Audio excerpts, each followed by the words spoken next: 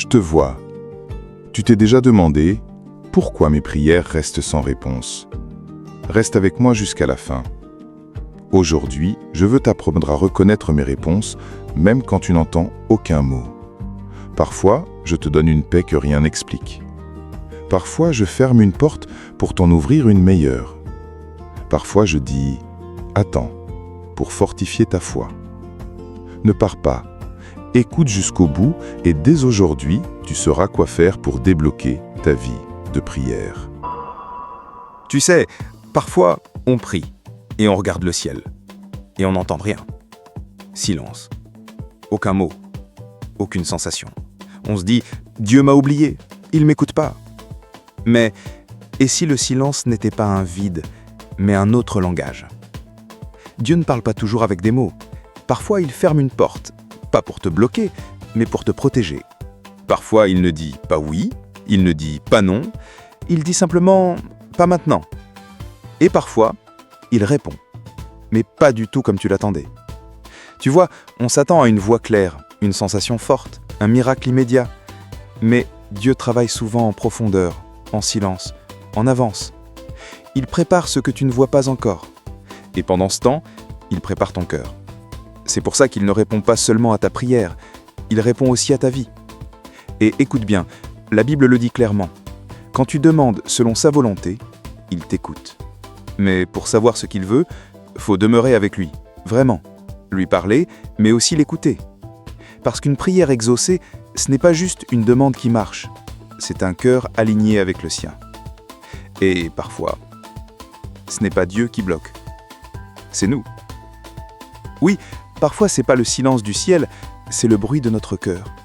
On demande, mais nos motifs sont flous. On veut impressionner, contrôler, se rassurer.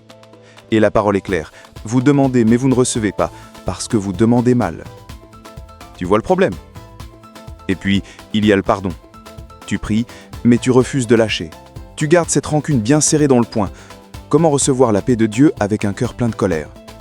Jésus l'a dit, quand tu te tiens pour prier, pardonne.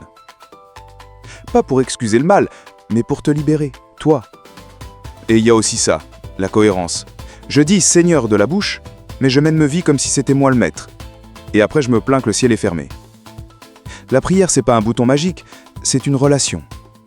Et dans une vraie relation, on parle, on écoute, on obéit. Alors comment on fait pour prier autrement? Simple. Commence par ces 3 questions. Est-ce que ce que je demande me rapproche de Jésus? Est-ce que ça peut bénir les autres, pas juste moi? Est-ce que c'est en accord avec ce que dit la Bible? Et ensuite, prends un moment. Chaque jour, pendant 1 semaine, fais juste ça. Tu t'assois, tu coupes le bruit. Tu prends 5 minutes de silence, sans téléphone, sans musique, juste toi et Dieu. Puis, tu écris une phrase. Pas besoin que ce soit profond, juste ce que tu crois que Dieu te dit ou ce que tu ressens. Et après, tu fais un petit pas, une action, même minuscule. Tu obéis et tu laisses Dieu faire le reste. Parce que la foi, c'est pas une émotion, c'est une marche.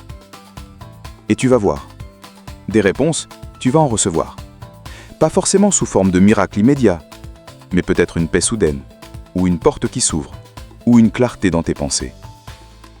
Et parfois, la réponse que tu attendais là-haut était déjà en train de naître en toi. Tu vois maintenant, je n'ai jamais cessé d'écouter. Ce n'était pas du silence, c'était mon amour, en train de te former.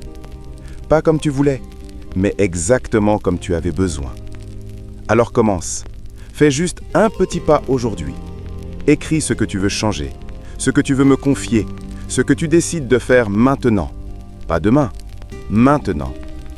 Et si tu veux, écris-le en commentaire. Je lis ce que ton cœur ose écrire. Dis-moi, tu choisis le pardon? Tu choisis le silence chaque matin? Tu reprends cette prière que tu avais abandonnée? Écris-le. C'est un acte de foi. Et la foi me touche. Partage cette parole à quelqu'un que tu aimes. Et reviens très vite. Parce que dans le prochain épisode, je vais t'ouvrir les yeux sur tes motifs.